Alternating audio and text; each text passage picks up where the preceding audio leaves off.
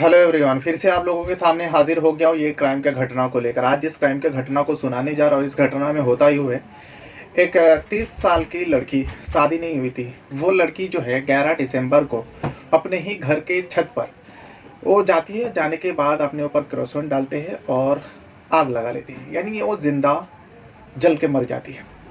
अब मर तो जाती है, लेकिन उसका पिता, उसके घर वाले, खास करके पिता हॉस्पिटल में एडमिट था, क्योंकि वो कैंसर से पीड़ित था और ऊपर से कुछ दिन पहले ही जो है पिता का ब्रेन स्ट्रोक हुआ था, अटैक आया था। उसके वजह से वो हॉस्पिटल में एडमिट था।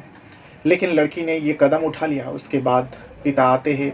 अब लड़की का जो भी पुलिस को खबर दी जाती है, पुलिस आती है, पोस्टमार्टम होती है। सब कुछ कट जाने के बाद लड़की का अंतिम संस्कार हो जाता है। लेकिन एक सप्ताह बाद 11 दिसंबर को ये हुई थी, और करीब 5 से 6 दिन बाद वो पिता, जो कैंसर से पीड़ित पिता, पुलिस स्टेशन जाती है। और जाने के बाद कुछ लोगों के नाम लेकर मामला दर्ज कराते हैं, और इस पे बताता है जो मेरी लड़की ने जो सुसाइड किया है, इसके जिम्मेदार इन सारे लोग हैं। खास करके एक लड़का का नाम बताता है, जिसके वजह से ही, उस व्यक्ति का कहना है, जिसके वजह से ही, उस लड़का के वजह से ही मेरे बेटी ने ये कदम उठाया और मेरी बेटी मजबूर हो गई थी ये कदम उठाने पर। आखिर क्या था पूरा मामला, और आपको जानकर हैरानी होगी, उस लड़की के नाम पे 20 करोड़ रुपए का संपत्ति थी। जब इस तरीके से बात पुलिस को बताती है और पुलिस मुकदमा दर्ज कराता है लड़की का पिता, अब पुलिस तफ्तीश में जुटता है। जैसी तफ्तीश में जुटते कई सारे लोग फरार हो जाता है। जो नाम दर्ज में था उन लोगों में से कई सारे लोग फरार हो जाता है। लेकिन जिस लड़का के ऊपर ज़्यादा शख्स जताया था, वो लड़का मौजूद होता है, और उस लड़के को पकड़ कर लेकर आता है, और लाने के बाद कई सारे खुलासा होता है। तो आज इसी घटना के बारे में बताना चाह रहा हूँ। घटना जो है उत्तर प्रदेश का गाजियाबाद का है। गाजियाबाद में एक लड़की है, अपने आप को बदल रही थी, क्योंकि लड़की एक कास्ट की होती है और लड़की का प्यार किसी दूसरे कास्ट का होता है। लड़की को प्यार हो जाती है, और ये प्यार 1-2 दिन का नहीं बल्कि 5 सालों से चल रहा था। अब 5 सालों से एक दूसरे को चाहते थे। लड़की लड़का को चाहते थे, लड़का लड़की को चाहते थे। दोनों को प्यार परवान चढ़ा।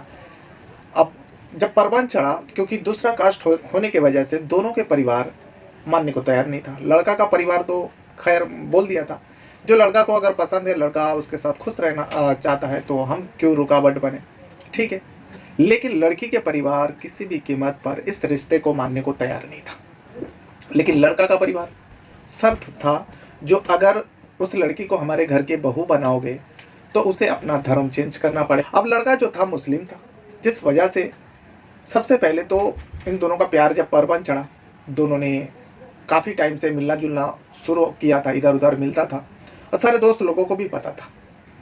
अब दोस्ती उन लोगों का होने के बाद दोनों मिलना जुलना चालू रखा। देखते ही देखते समय बीता, दिन बीता, लेकिन शादी करना चाहता था।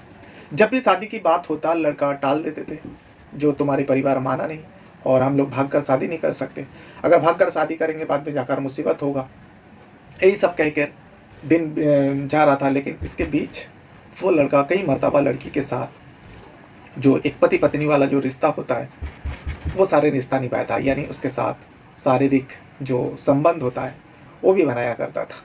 दोनों का सहमति से होता था। अब इस बारे में किसी को कुछ पता नहीं था। लेकिन अब लड़की जो है पूरी तरीके से लड़का के पीछे दीवानी हो चुकी थी।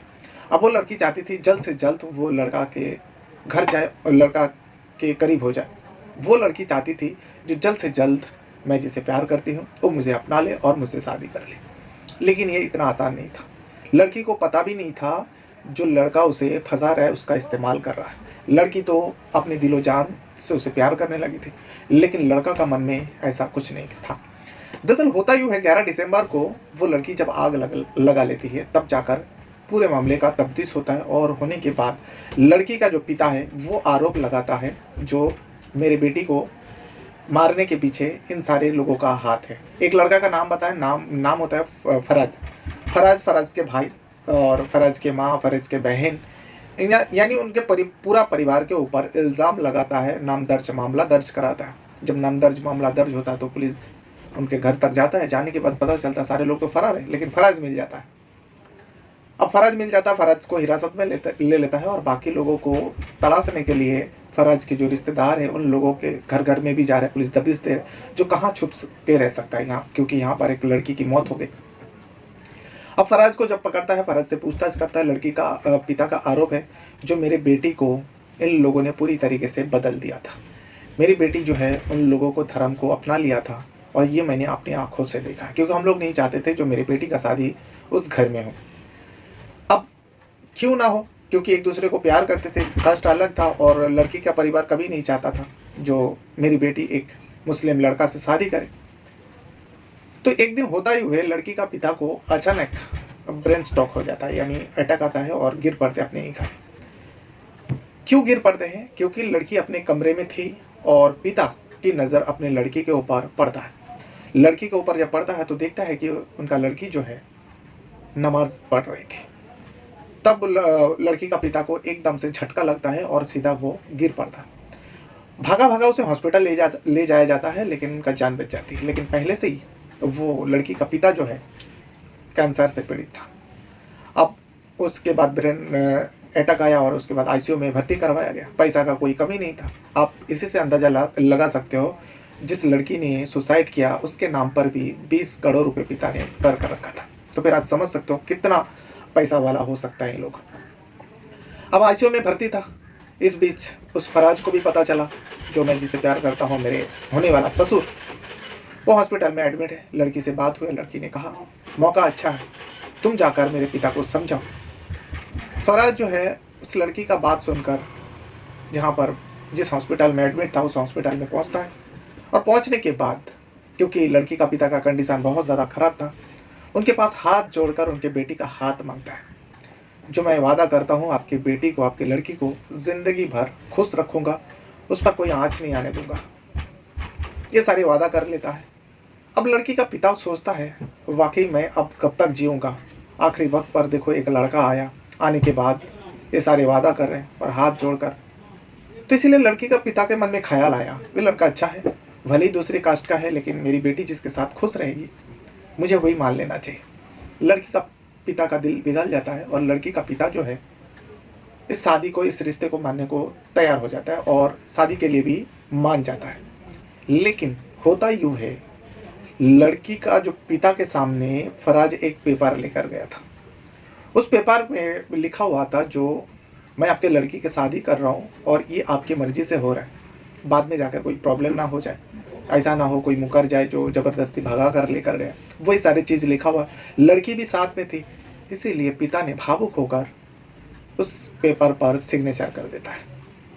अब सिग्नेचर कर देता है, लेकिन उसके बाद अब शादी के लिए सारी तैयारी हो रहा है। लड़की यहाँ बहुत ज़्यादा खुश, पिता भी आप हॉस्पिटल से डिस्चार्ज जब हो जाता है तब तबीयत में थोड़ा सुधार आता है।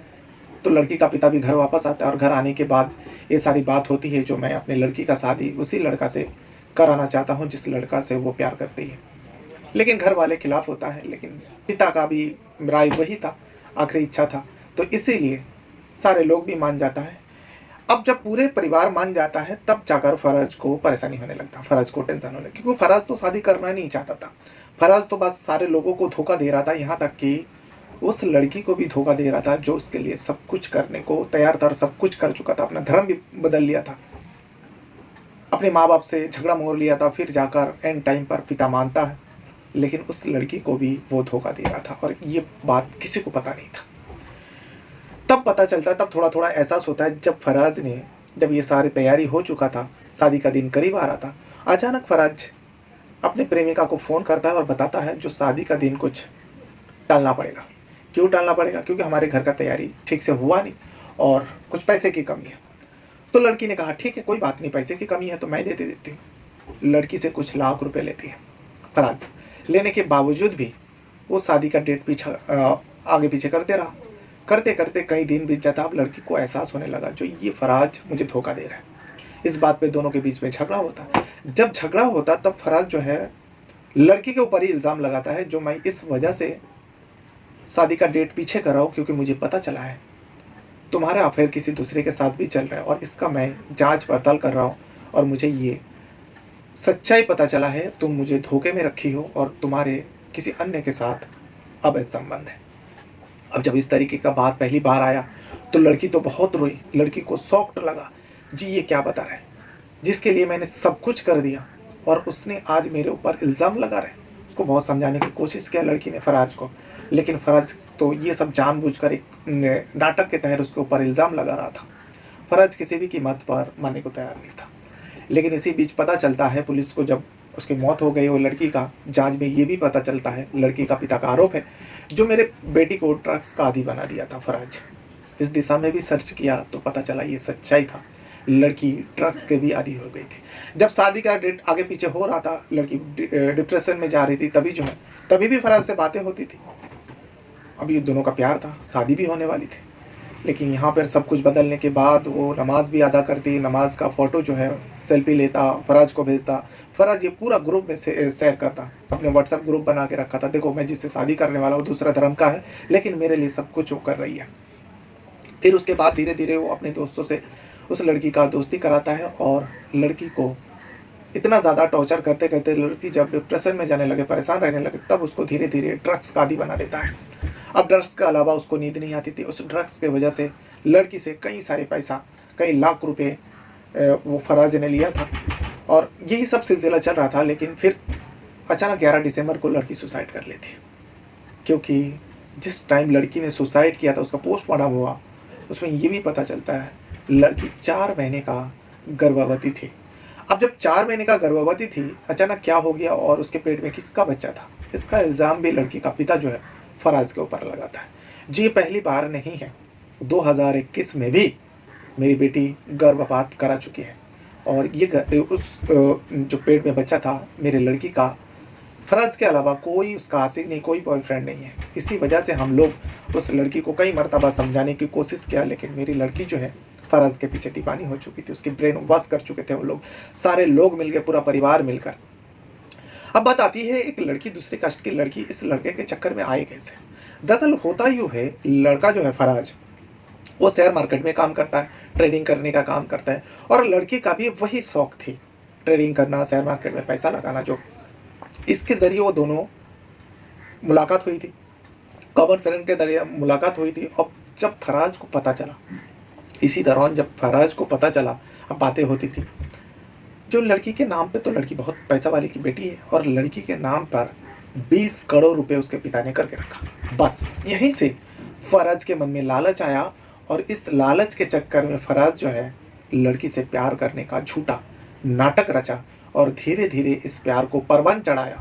फ़राज के ओर से नाटक था, लेकिन लड़की भी धीरे धीरे फ़राज को दिल दे बैठती है और उसे सच्चा इश्क, सच्चा प्यार करने लगती है। उसके लिए वो सब कुछ कर लेती है जो एक परिवार कभी इजाज़त नहीं देता, कभी एक धर्म कभी इजाज़त नहीं देता। वो लड़की वो सब कुछ कर लिया था फ़राज के लिए, लेकिन फ़राज उस लड़की के साथ नाटक कर रहा था। ये मौत के बाद पुलिस के तफ्तीश में पूरा सच्चाई सामने आता है और हाँ, लड़की के पेट में जो बच्चा थी, इससे पहले भी था और जो मरने के बाद भी 4 महीने का गर्भवती थी, वो भी फ़राज का ही। ये जांच में पता चला है, जब डीएनए टेस्ट हुआ तो उसमें पता चला हाँ, उसके पेट में जो बच्चा था वो भी फ़राज का था।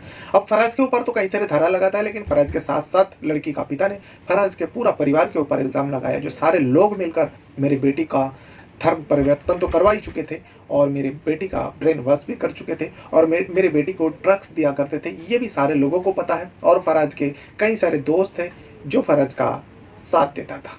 उस पिता का आरोप है इन सारे लोगों को ऊपर एक्शन लिया जाए और सारे लोगों को मेरी बेटी का मौत के जिम्मेदार मानते हुए इन लोगों के ऊपर भी वही कानून का इस्तेमाल किया जाए जो एक मर्डर का इस्तेमाल होता है, जो मर्डर का धारा लगाया जाता है। इन सारे लोगों के ऊपर वही धारा लगाकर उस तरीके से कार्रवाई किया जाए। बाकी ये पिता का दर्द है, बताता है पुलिस वाले को, जो इस वजह से मेरी बेटी का मौत हुआ। तो ये था वो पूरा घटना जिसकी वजह से उस गाज़ियाबाद में एक, अब लव जिहाद भी कह सकते हो इसे, लव जिहाद भी कोई कह रहा है, नाम दे रहा है, लेकिन यहाँ पर एक लड़का लड़की, भले ही वो लड़की सच्चा दिल से, सच्चा मन से उसे लड़के को प्यार कर ली थी, लेकिन लड़का तो बस धोखा दे रहा था। बस उसे तो दौलत चाहिए था, उस लड़की की दौलत को पाने के लिए वो नाटक कर रहा था। उसके मन में तो कभी प्यार आया ही नहीं, लेकिन उसने जो किया घिनौना काम, किसी भी कीमत पर माफ़ करने का लायक नहीं। वैसा लड़का तो कड़ी से कड़ी सज़ा मिलना चाहिए। बहरहाल अपने साथ साथ अपना परिवार का भी बहुत ज़्यादा ख्याल रखिएगा और इस वीडियो को यहाँ तक देखने के लिए आपका बहुत बहुत धन्यवाद करता हूँ। इसीलिए मैं हमेशा हर वीडियो में वही संदेश देता हूँ, अपने साथ साथ अपना परिवार का भी बहुत ज़्यादा ख्याल रखने की ज़रूरत है। अगर परिवार पहले से ही उस लड़की के ऊपर ज़्यादा नज़र रखते तो शायद ये मामला इतना नहीं बढ़ता और वो लड़की आज सुसाइड करने पर मजबूर नहीं होती। इस वीडियो को देखने के लिए आपका धन्यवाद करता हूँ। Thank you very much.